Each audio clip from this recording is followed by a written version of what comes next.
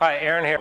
We're going to be talking about how to improve your singing voice. Now, I know that's kind of a broad topic, so I just want to narrow it down for this particular video to eliminating nasality, that really kind of annoying sound that is often in the voice, and just talk about kind of how to get rid of that and a little bit about that process, and even give you an exercise at the end as well. So let's get right to it. That nasally kind of that tone, what it does is it squashes the resonance, that kind of full big resonant tone that you want. It kind of squashes that down. It has an annoying quality that you don't really like in the first place and don't really want, but it also kills the resonance, so you don't have that full kind of powerful sound as well. So how do we get rid of it? Where does it come from, all that? It's primarily, that nasal tone primarily comes from the soft palate.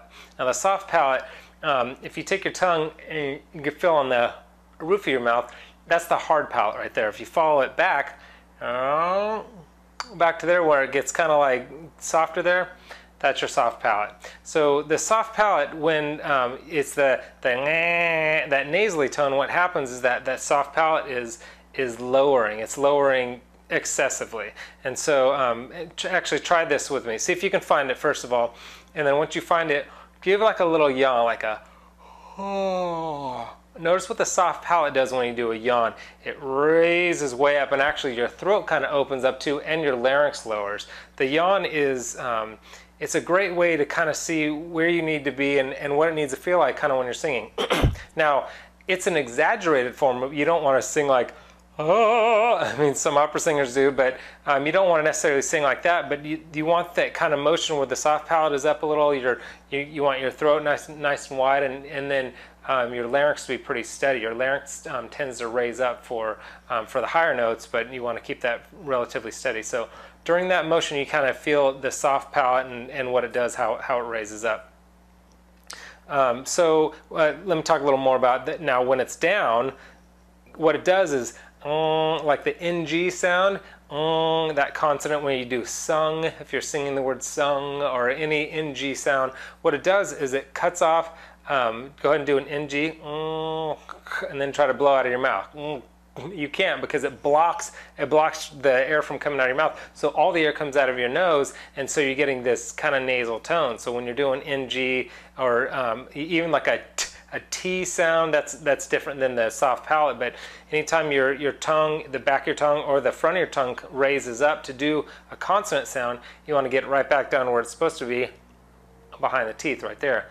That's where you're singing the best. So anyway, I'm kind of going all over the place, but this is mainly talking about the nasality.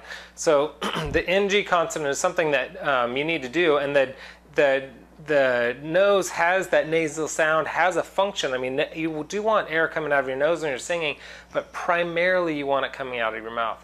Your sinus cavity, your nasal cavity, it is a resonator, but it's more of a kind of a secondary resonator. And it's a resonator when you're in your head voice. I won't get into head voice and chest voice, but primarily you want the air coming out of your mouth. And so when it's mostly coming out of your nose, that's when the nasal sound comes. And try this with me. This is an exercise to kind of get you to feel what it feels like to raise and lower your soft palate.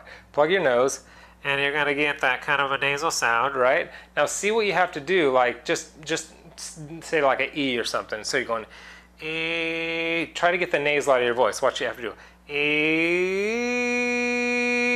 Notice I got the nasal sound out of my voice without unplugging my nose. What I did is I raised my soft palate, so E. Give it a try a couple times and you'll kind of figure out how to raise up that soft palate.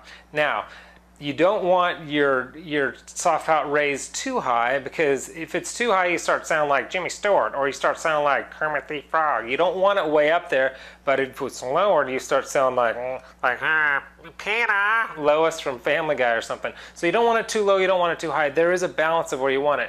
Chances are that if you're having this nasal sound in your voice, then it is typically too low and you need to raise it slightly. But again, if you raise it too much, it starts getting kind of weird sounding. And it also kills that natural kind of bell shape you have in the back of your throat that helps you resonate. So again, you don't want to go too high, If it's too low, that's where the nasality is kind of coming from. So I want to give you an exercise real quick of how to loosen up the sinuses and loosen up kind of the mask area right there, and get a feel for that kind of nasal sound, and it'll help you when you are singing to kind of avoid that kind of sound. I call it the nair exercise. It's just on any scale.